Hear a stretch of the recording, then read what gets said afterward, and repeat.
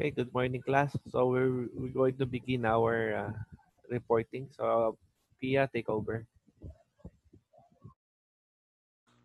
Hi guys, good morning.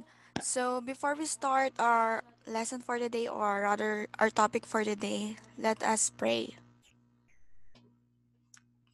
Yan. Lord, maraming salamat po sa araw po na ito na ipinagkaloob mo po sa aming lahat. At sana po marami po kaming matutunang mga bagong bagay or sana po may apply po namin yung mga lesson na napag-aaralan namin sa buhay at ilayo mo po kami sa sakit at stay healthy lang po palagi. Yan lang po. Amen.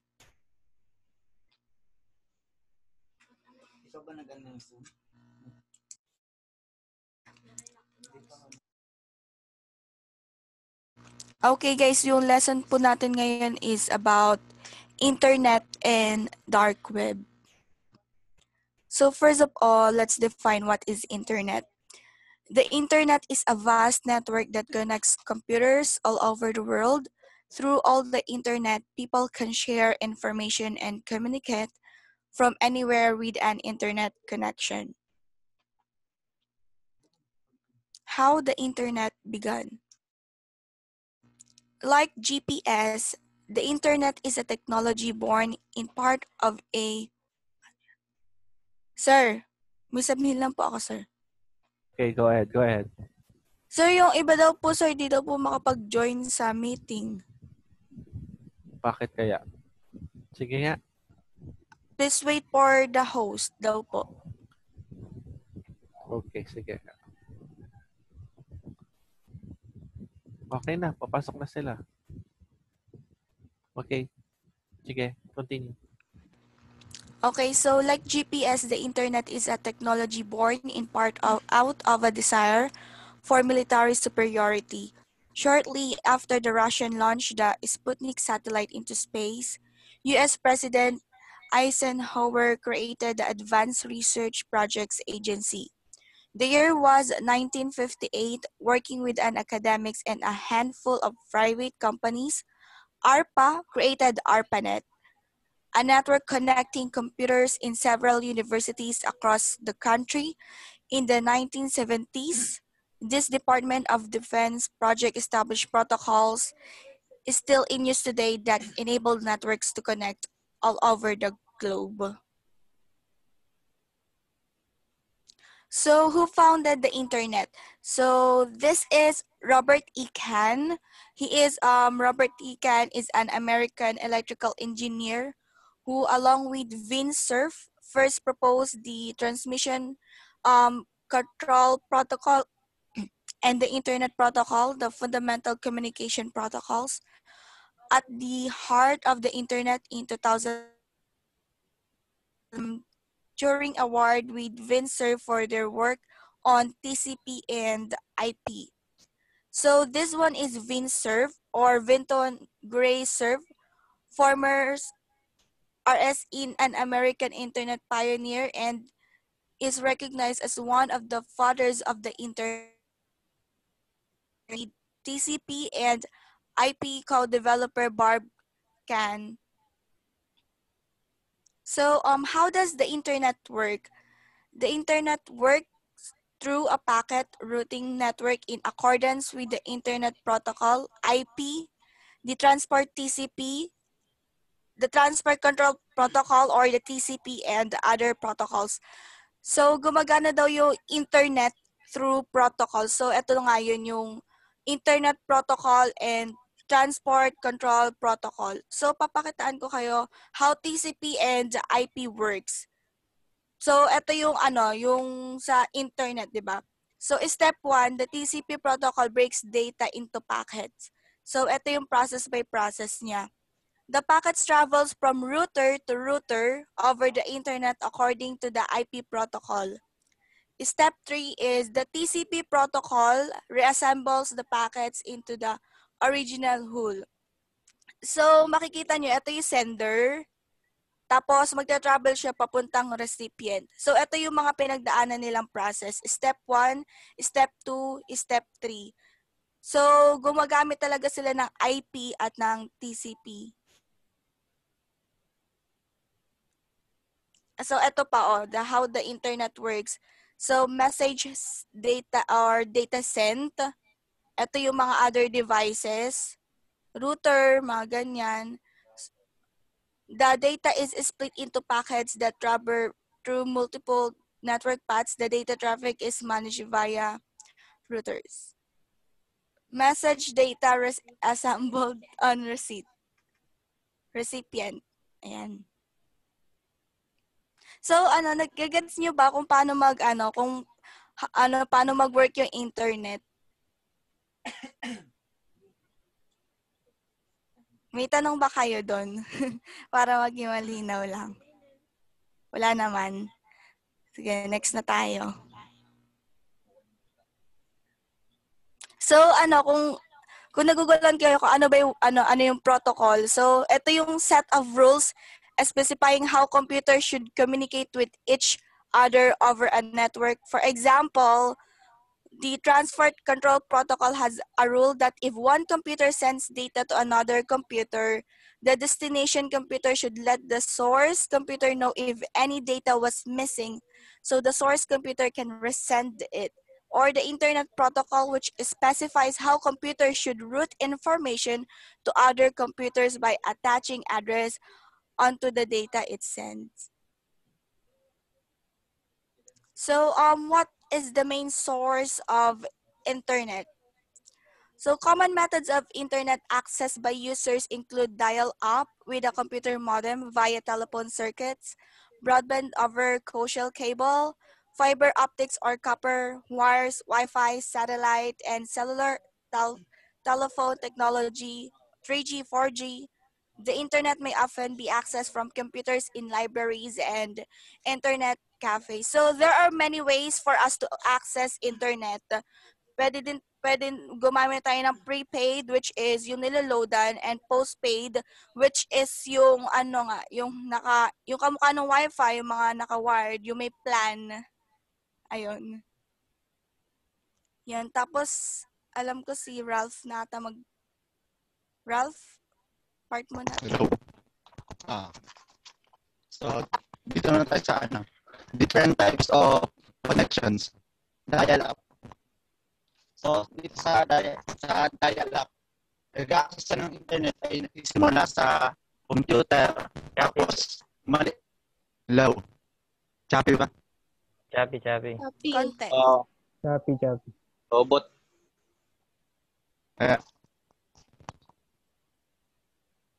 Salita Hello. ka nga, Ralph.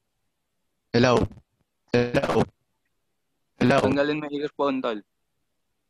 Medyo nagpuputol-putol lang yung bawat pantig.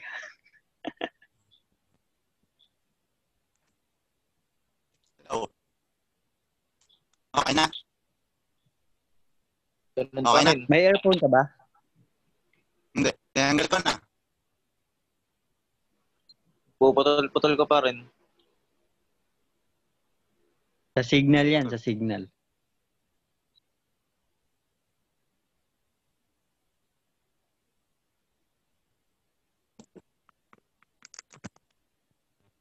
Tama, signal yung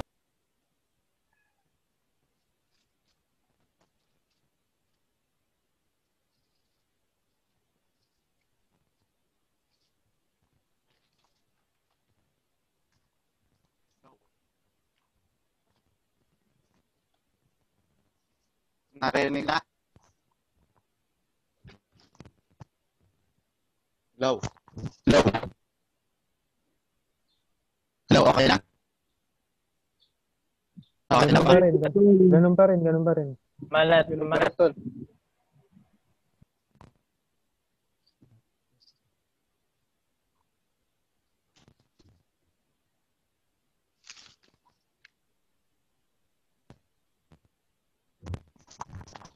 Hello.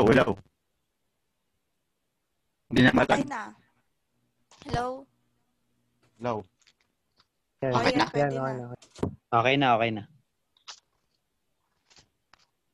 So, sa dial-up, nagsisimula yung internet access niya through computer. Tapos, malilink siya sa Ralph. Ralph, Pa. try mong i-off yung yung video mo. Try mong off muna. Off mo muna yung video. Sige, Ayan po. try to speak. Hello po. Okay, sige. Hello. Continue mo na.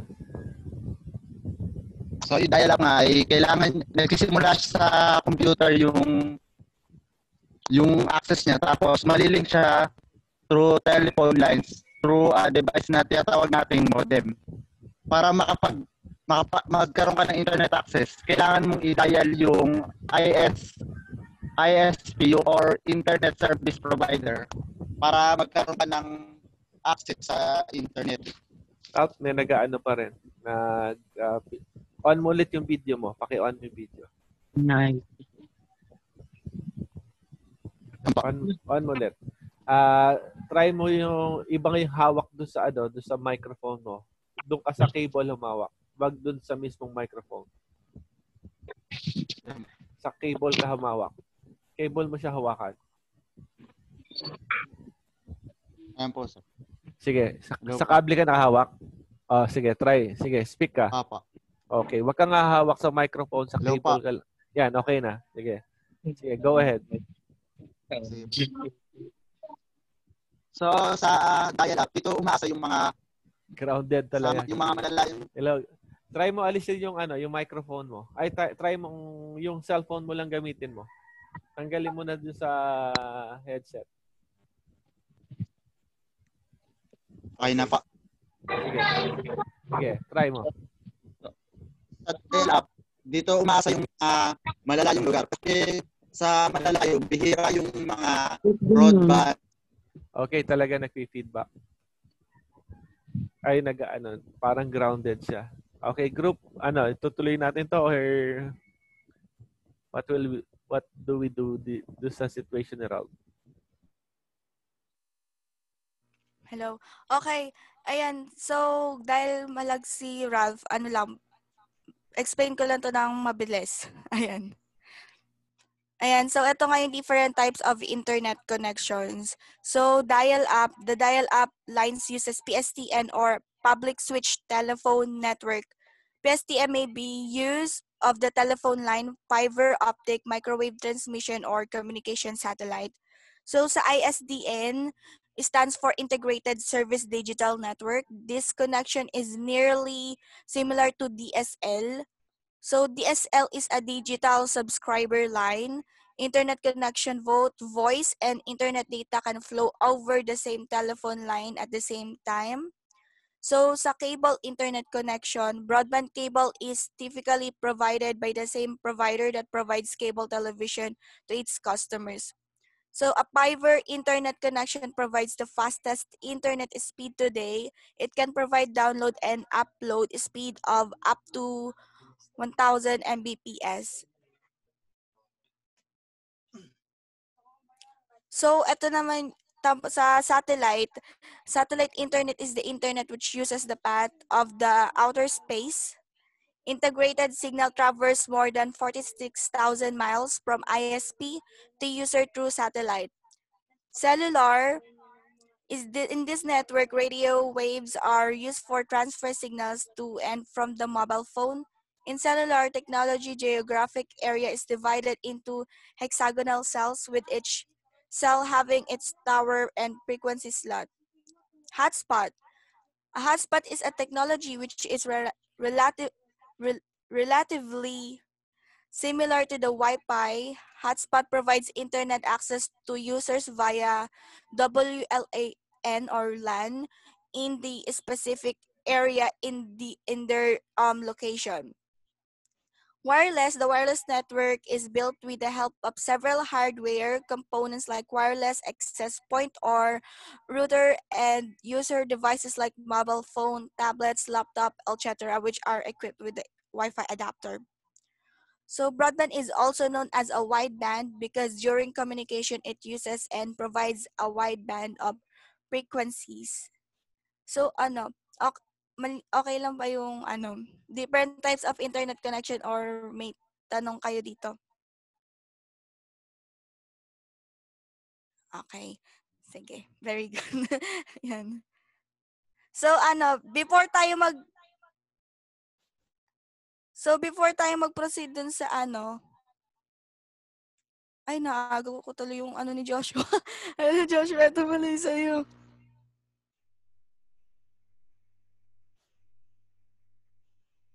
So, before tayo mag-proceed dun sa ano, sa dark web, panoorin muna natin itong ano na to, video na to. About sa internet.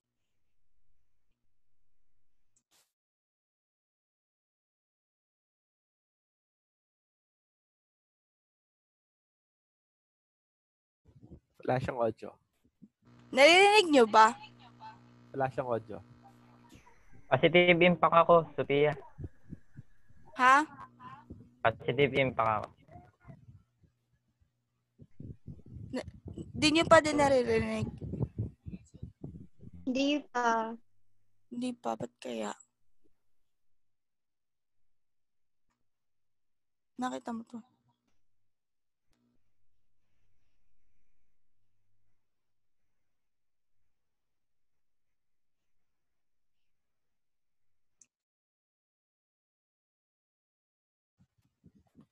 Pia, anyway, the video is already attached do sa LMS natin. They could watch the video later para Sige po, sir. nasa ano naman yan eh. Nandun naman na sa LMS, nilagay ko na kagabi. So, continue na tayo sa reporting. Ay, ayan pa pala. Joshua, ito pala yung sa'yo, oh, the positive impacts. Sir, good na sir. Ako na po yung mag-report about the positive impact of the internet. It provides effective communication using emailing and instant messaging service to any part of the world. Dito, mas mapapatuloy na pagbibigay ng mensahe sa ibang tao. Dito wala dati envelope lang. Diba sa dati, ipaka-mailman nyo lang yung message nyo. Ngayon, 1 minute lang, pwede ka nang mag-send ng message. Pag tumabra doon, akalain ka pang may catch na iba. Pangalawa na po. It provides business interaction and transaction saving on vital time. Mas mapapatuloy ang pag-transaction nila sa business at makakapag-save sila ng time dahil dito. Yung sa malalaking kumpanya, sir, hindi na po kailangan ng pagkikita. Gaya ng pandemic, gaya sa pandemic na to, pwede nang hindi lumabas. Pangatlo na. Banking and shopping online have made life less complicated. Mas makapadali daw po ang pamimili nila sa mga store. Gaya po ng Shopee, isang add to cart lang po. Pabibili na, babayaran mo lang yung shipping fee. You can access the latest news from any part of the world, so depending on the TV or newspaper. Sabi dito, mas maging updated sila gamit nito using FB at pwede din hindi sila manood ng TV. Kaya po sa henerasyon namin, yung FB accounts po, meron na pong mas mapapadali po yung pagiging updated nila. Pwede na po silang hindi manood ng TV. Television.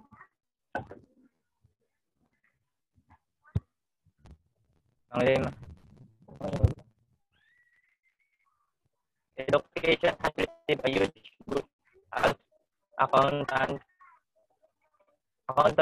books and journals are available online from libraries across the world. This has made research easier. Students can now opt for online courses using the internet. Madali makikita or mahanap ng mga bagay na hindi para sa mga bata. One click lang ang mga rated video. Application for job has also become easier at most vacancies are advertised online with online application becoming done. Yung pagka-dito virtual life ay nakagulo sa buhay, personal at professional.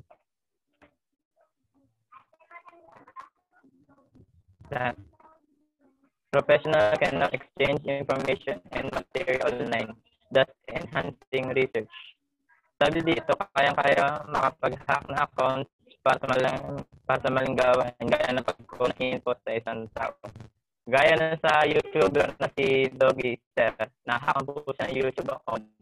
Siguro po nakuha yung mga personal information niya, kaya po na-hack yun.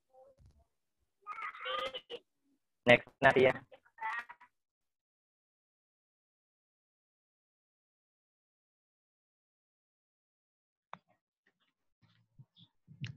Hello? Rinig na ako. Okay. So, kung meron tayong positive impact about internet, meron din tayong negative impact of the internet on the society. So, number 1 is easy availability of illegal or inappropriate materials online that is not age suitable. Addiction to social networks can disrupt an individual's life, both personally and professionally. Number 3 is some miscreants use the internet to hack into people's accounts for spurious activity, including stealing data or banking information. And last one is yet others have been known to misuse internet for spreading hate and terrorism to dangerously catastrophic scenario. So yan, yung mga negative impact ng internet natin. So hindi lahat is ginagamit sa tama yung internet. Yung iba ginagamit sa pag-hack ng bank account or any personal account gamit yung internet. Kaya mag-iingat pa rin tayo sa mga maaari nating wag tayong gagawa ng mga negative gamit yung internet natin. Kaya kailangan pa rin natin ng pag-iingat pag gumagamit tayo ng internet. Kasi hindi lahat ng internet is positive, meron din siyang negative. Next mo, Pia. Okay, so let's proceed to what is dark web. So the dark web is the World Wide Web content that exists on darknets, overlay networks that use the internet but require a specific software configurations or authorization to access.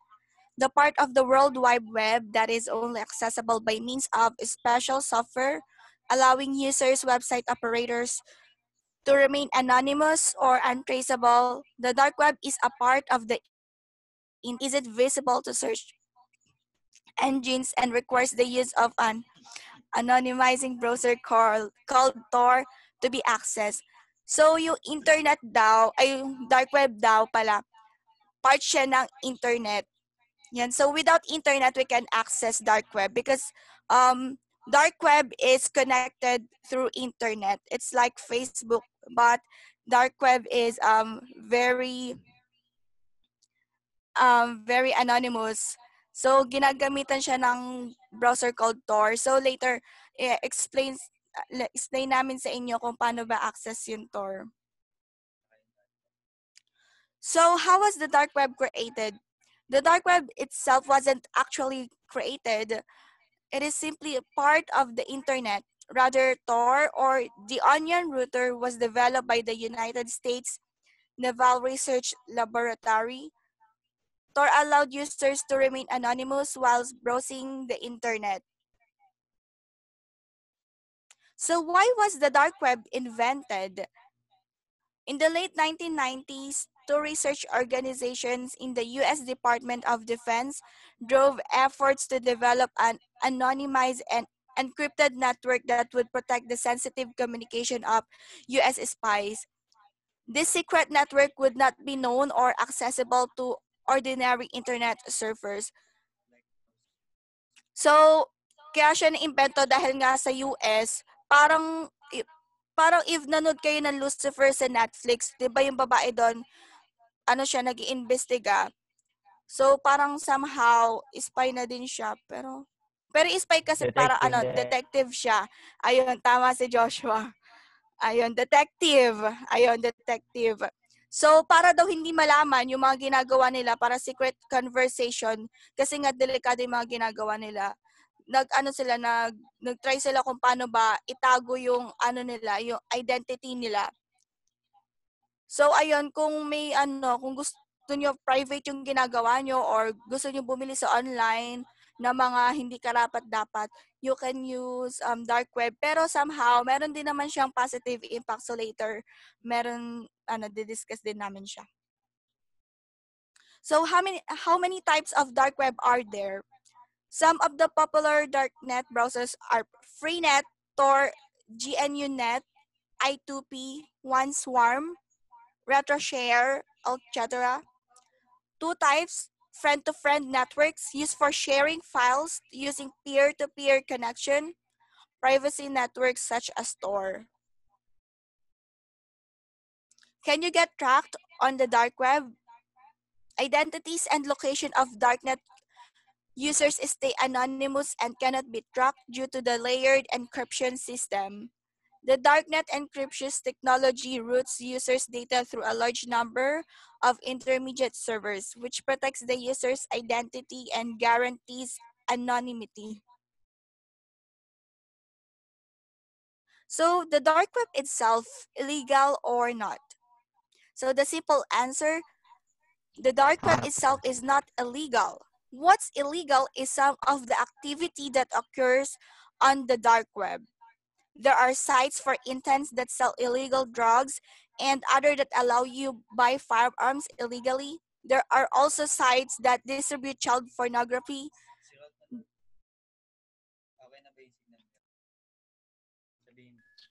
Ralph, okay na signal mo. Hello? Okay na. Ayan, okay na. So, the dark web itself, illegal or not? So, yung dark web nga ay hindi illegal. Sa dark web kasi, magiging illegal lang siya kung mag-purchase ka ng mga drugs or mag-hire ka ng hackers for hire, killers for hire. Tapos, kung bibili ka ng mga weapons, dun lang siya magiging illegal. O mag-ano ka ng mga child pornography. So, ayan. Next.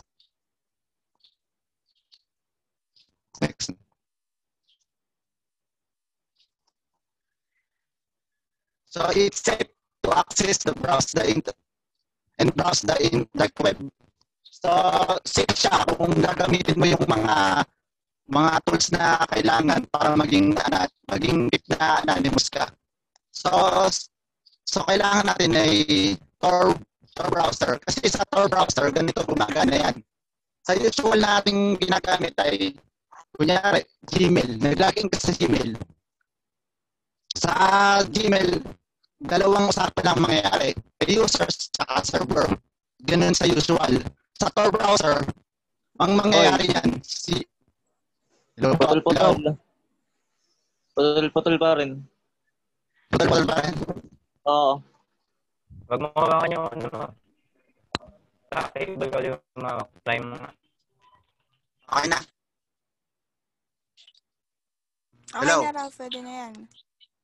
So, sa Tor browser, ganito ang mangyayari. Si server at si user. Sa pagitan ni server at user, may mga proxy server na tinatawag. Proxy server 1, proxy server 2. Maraming server yan. So, halimbawa, may server tayong tatlo. Sa gitna, server 1, server 2, server 3. So, pag nagbigay ng identity si user, mapupunta muna siya sa server 1. So, gagawin ni server 1, may encrypt siya doon. Tapos pag na-encrypt siya doon, so mapupunta naman siya sa server 2 at may encrypt ulit siya doon. Pag na-encrypt siya doon within your network, mapupunta naman siya sa server 3 at may encrypt siya hanggang sa ma-encrypt na ma-encrypt. So, yung si hacker, malilitan na kasi maraming identity na pinanggalingan. So, sunod, sa VPN naman. So sa VPN, dito makikip yung identity natin. So dito sa VPN, ang gagamitin natin ay premium VPN. Kasi wala tayong tiwala sa mga sa free VPN. Kasi pag free VPN, saan sila kumikita doon? Sa ads. Pwedeng sa ads, pero pwede nilang ibenta yung identity natin. Kaya kaya ang gagamitin natin ay premium VPN. Kasi mas makikip na anonymous yung identity natin. Hindi nila malalaman. So, hindi ko naman nare-record na gumamit ng Tor at VPN kasi hackable pa rin yung Tor at VPN. Kung yung tools lang ang gagamitin natin. So, yung di ba ang sabi nung ligawan Tor with Tails OS. So, yung Tails OS, mamaya ipapaliwanag yan. Kasi sa safety, kailangan din yan. So, yun na. Sa next na. Ba't wala pa sa akin? I-back mo nga. Back mo. Tapos, sige, balik mo. So, yan. So, how to access the dark web safely? So, first, una nating dapat gawin is be safe. So, sa natin, kailangan natin get yourself a good VPN service. Yung VPN is a virtual private network. That means one that doesn't keep logs, has no DNS or domain name system, leaks is compatible with Tor, and which preferable accept Bitcoins as payment. Here are some mostly trustworthy if you are new to VPN, this handy tutorial. So guys, yung VPN guys, ito yung nag-aano sa atin na para maging anonymous tayo or anonymous tayo sa pag-browse ng dark web. So yan, yung VPN kasi is pinapalitan niya yung yung IP address natin or internet protocol natin para hindi tayo matrace ng pag bino-browse natin yung dark web. So next. Eto guys, yung CyberGhost guys is isa sa mga VPN na pwede nating gamitin pero hindi siya kumbaga mahinang klase pa rin yung CyberGhost natin. Yung gaya nga na sabi ni Ralph, ang kailangan nating gamitin is premium VPN which is kailangan natin siyang bayaran pero sigurado naman tayo na hindi siya magkakaroon or hindi tayo mabubutasan para mapasok yung yung network natin or ma-detect tayo or mawala yung anonymity natin. So, yun. Next. Ito guys, yung Tor browser na tinatawag. So, you need to download it in a browser. Then, once na-download mo na siya, pwede mo siyang i-open. Yung Tor browser guys, para siyang incognito. Incognito sa browser natin na magiging anonymous tayo once na nagbo-browse tayo sa network. Next mo nga.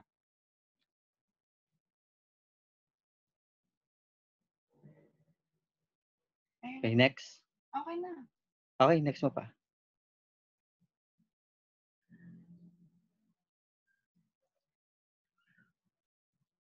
Sige. Asa ka na ba? Ang bilis yan. Alay pala sa akin. So yan, step 3, start browsing Onion website. When you open a Tor on your computer, you will automatically be directed to the search engine which is DuckDuckGo. While DuckDuckGo is designed to provide the extra privacy and encryption while searching the web. You should not think of it as the dark web version of Google. So yun, yung DuckDuckGo guys is isa siya sa